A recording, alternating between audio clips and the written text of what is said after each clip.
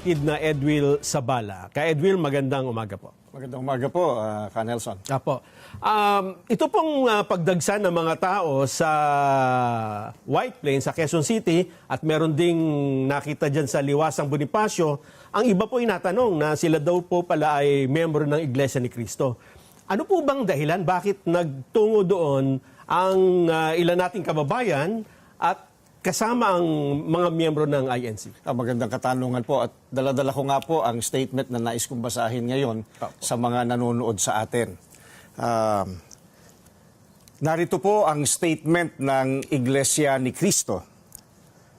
Hindi tutol ang Iglesia ni Cristo sa pagpapatupad ng batas, pero tutol kami sa pagbaluktot sa batas, lalo na kung ang layunin ay para pagtakpan ang katiwalian. Gaya ng alam ng marami, si Senator Dante Marcoleta ay nanguna sa pag-iimbestiga sa isa sa pinakamalaking pandarambong na naganap sa ating kasaysayan.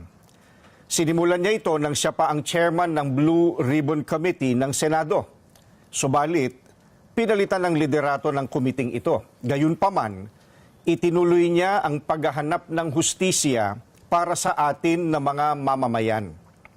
Ang ipinagtataka namin ay kung bakit siya na nagsusulong sa pag-expose ng mga sangkot sa napakalaking pagnanakaw sa Pilipinas ang kakasuhan at ipakukulong sa halip na ang mga na-expose.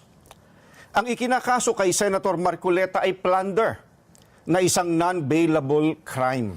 Sa makatwid, ipakukulong siya at hindi pwedeng magpiyansa hanggang hindi natatapos ang paglilitis sa kanya. Sa madaling salita, ay hindi na niya maitutuloy ang paglalantad o pag-expose sa mga sangkot sa pandarambong na naganap.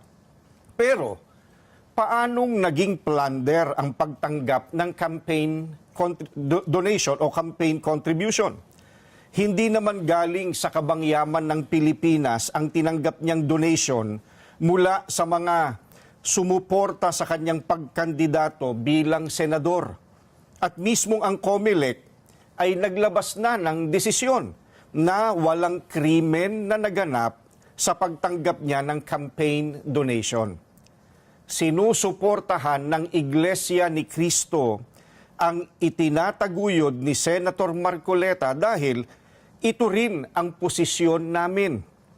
Nananawagan kami para sa transparency, accountability, justice, and peace. Kaya, nais naming iparinig sa mga kinauukulan na kahit ipakulong nila si Senator Marcoleta, ay hindi kami titigil sa paghingi ng katarungan para sa mga kababayan natin na ninakawan.